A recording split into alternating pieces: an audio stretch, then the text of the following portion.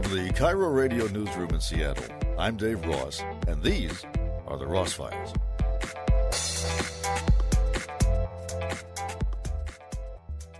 There was a survey done which resulted in a shocking statistic, to me anyway. It concluded that 44% of U.S. physicians reported at least one symptom of burnout in 2017. And that's actually down from what it was in 2014, but still a huge number. And burnout's nothing new. A lot of people experience burnout. But if it's your doctor, that gets a little scary. And so I have in the studio Dr. Carrie Rose, who is a physician. And what's your practice? I'm a family practice physician. Family practice. And you have experienced burnout, not only in your own career, but in colleagues as well.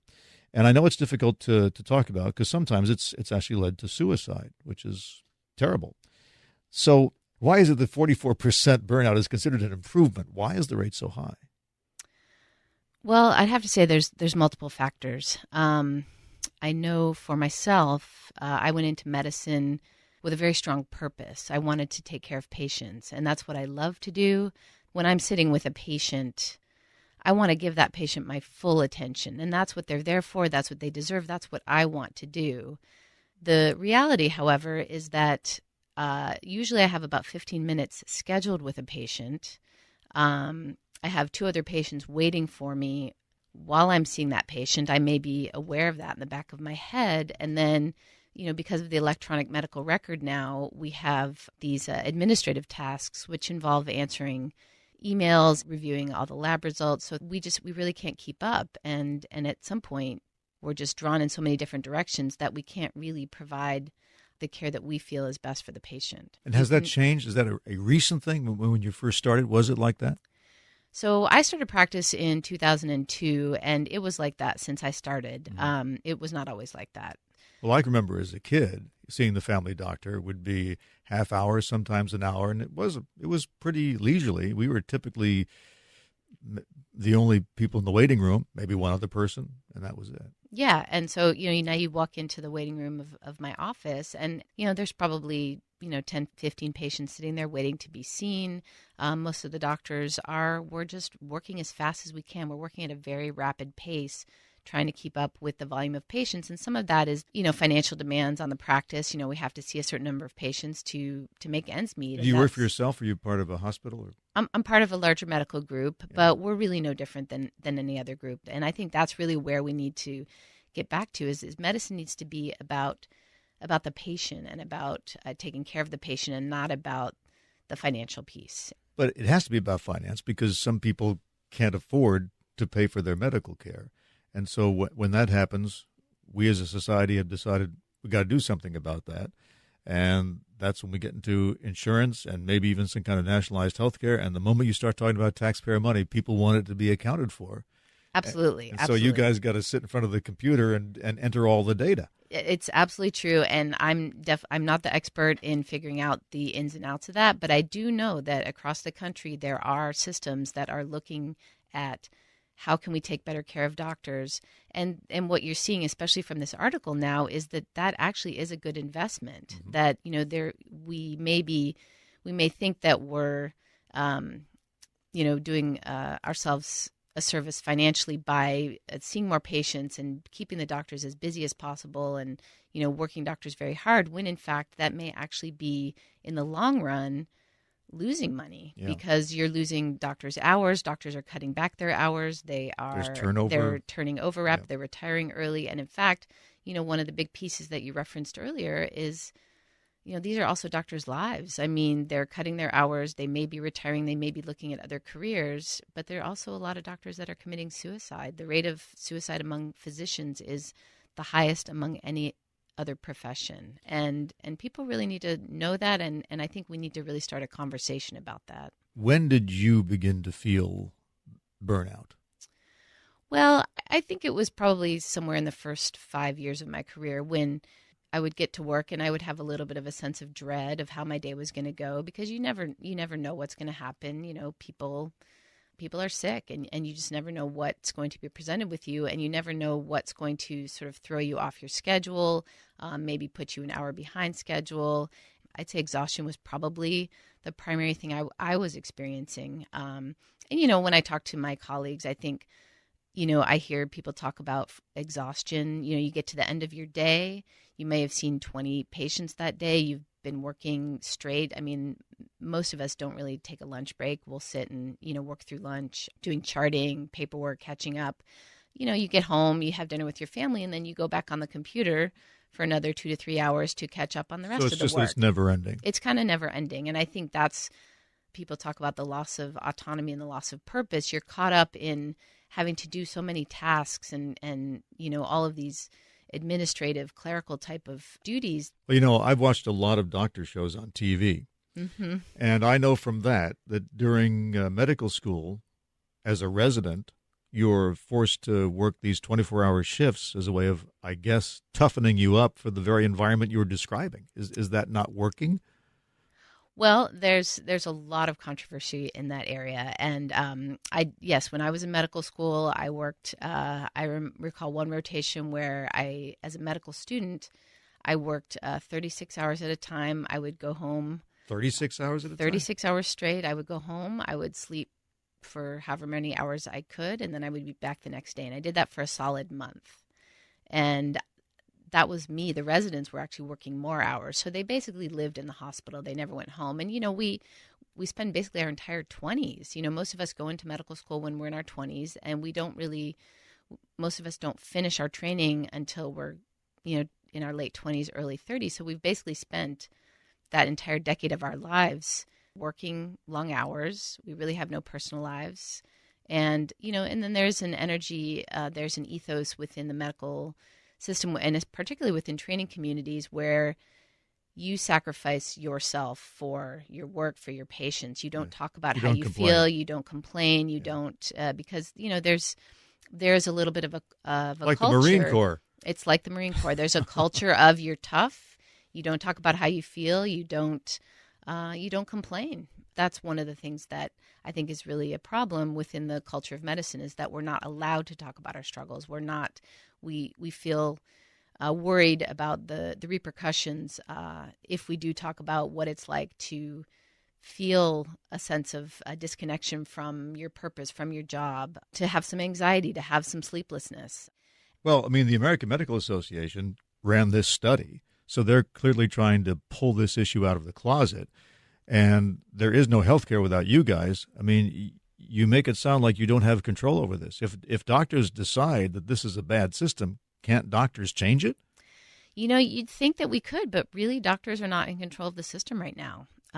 If you look at the growth of physicians versus the growth of administrators within the healthcare system in the last 20 to 30 years, the number of administrators has grown exponentially, where the number of physicians has had very, very slow growth. And so, what you're looking at is a shortage of doctors and tremendous demands being put on these doctors. And I do think that some of these big organizations like the American Medical Association are taking note of that. And they're seeing that there is a really deep problem within the culture of medicine, within the system of medicine, how things are being run, that it's not sustainable for doctors, and it's really not sustainable for the medical system in general. And really, in the end, who's suffering are the patients, because patients want good quality care from a well-rested, happy, engaged doctor. And I know there's a lot happening out in systems all across the country. They're trying physician wellness programs. I know that my practice is starting to look at some different delivery structures so that the physician has more time with the patient. So there's a lot being done. I think that, it's just in its infancy. What this report seems to indicate is that in an attempt to cut medical costs, what they have done is create so much stress among doctors that the opposite is happening. That because of burnout, you're having more turnover, not just doctors, but nurses as well. And it's costing, well, there's a number on it, but it's billions a year. It's a huge amount of money. And I guess the reason the AMA is putting this report out is because, with the numbers, is because that is what gets through to administrators these days. if they see that what they're doing is backfiring and actually costing more rather than less. It's true. I think a lot of folks see that this is a way to save money. It's a way to keep the system afloat by pushing doctors to work harder and harder. But what they're showing is that in the end, they're losing money just because of the doctor turnover and the cost. But I think the other point that I really appreciated in what was written, subsequent to this piece was these are lives. For every doctor that they put a number on, that's a family. That's that's an individual's life that is they that put is a dollar suffering. amount on the patients too. Speaking as a patient, Yeah, they do. We all have our price. Yeah, apparently. and we're human beings, and I think that's really, we all want to be treated as human beings and as as important and not as a dollar figure. But aren't a lot of the administrators doctors themselves? It's a mix. Some are doctors, and some are folks who have had training in the economics of healthcare and running systems. But they should understand this. It's not like they're totally. It's not like they're taken from the soft drink industry and plopped in a hospital, right? No, I don't think they are. I do think that there are administrators who have experience seeing patients, but I do think there are a fair amount who have never worked in a clinic, have never experienced what it's like to be a frontline caregiver day to day, and so may not have an appreciation for that. And I'm not an administrator, and I can't speak for administrators, but that is my impression. Okay, we haven't talked much about your own burnout case, and I want to respect your privacy, but obviously you seem to be feeling okay now. Is that fair to say? Oh, yes. What is it that helped you? I mean, if you found yourself facing 20 patients a day, could you tell the physicians group, I'd like to cut that down to 15 or 10 or whatever it is? My group is very supportive. So I think if I went to them and said, I would like to see less patients in a day, they would certainly support that. The reason that I often don't do that is because if I cut, again, it gets back to this financial piece. If I cut back on the number of patients that I'm seeing, the demand doesn't go away. Right. And so what then happens is all of those patients, all that extra load will fall on my partners, the other doctors that are my colleagues who I adore. And I don't want them to have to pick up a load that I'm handing off. Let me ask you this. Is there something that we as patients could do to help you? Like maybe, I don't know, not coming in for silly things. I don't know. I don't think so. I think that as a patient, you shouldn't worry about that. Patients don't have medical training. So, I would never ask you as my patient to try to make a decision about what's the right thing to call about. But I'll admit a couple of times I've come in for things because when I felt the symptom, I looked it up on the web. There was a scary story associated with it. And so I said, my gosh, I'd better see the doctor. And he looked at me and he said, you're fine. Yes. Right? Yes, that is true. And that's a whole nother topic we could probably spend a lot of time on. But Dr. Google is a big part of my practice. And I spend a lot of time collaborating and talking patients down from what they've learned online. So, and honestly, that's not the biggest problem that I deal with. People come in, I would say the bulk of patients are respectful and they come in for really good reasons, really legitimate reasons. And what we're dealing with is we're dealing with not enough doctors. We're dealing with doctors who are just really, really working so hard trying to keep up and trying to take care of the enormous load of patients that need taken care of. And so, I would certainly never ask somebody to try to make that decision themselves. I do recommend to my patients that they not look online, but it never happens. Everybody looks online. Right. I look online. I mean, it's just, it's there. Online. It's easy, sometimes. Patient comes in complaining something, say, wait, let me check my phone. Yeah, no, not in that situation. But, you have a certain curiosity about what your patient is going to be reading about on the web, and so it behooves me to keep up with what Dr. Google is saying. So given all the pressure put on to you by private administrators, would it be better if you were working for the government instead? I honestly, I don't know the answer to that question. I think that most physicians are more or less in the same boat that I'm in.